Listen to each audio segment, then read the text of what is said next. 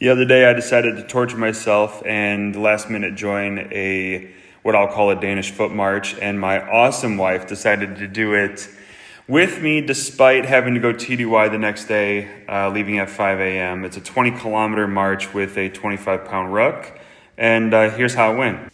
First, we got all checked in, then we had a group photo, of course.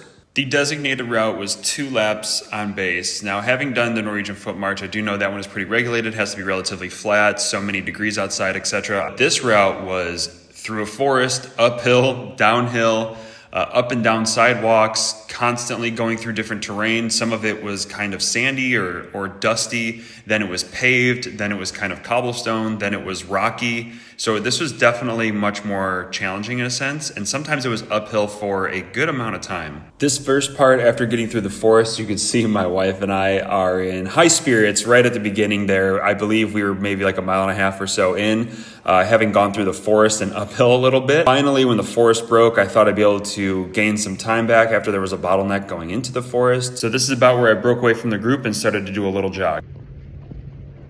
Not much happened up to this point, so this is when you'll see me signal it here. I am up to 6 miles in, so I'm basically just shy of halfway. I'm gonna throw a couple of my stats up here. So this was my split throughout the almost 14 miles. You can probably see where I started jogging and where my heart rate was. This was all of my zone categories for my cardio.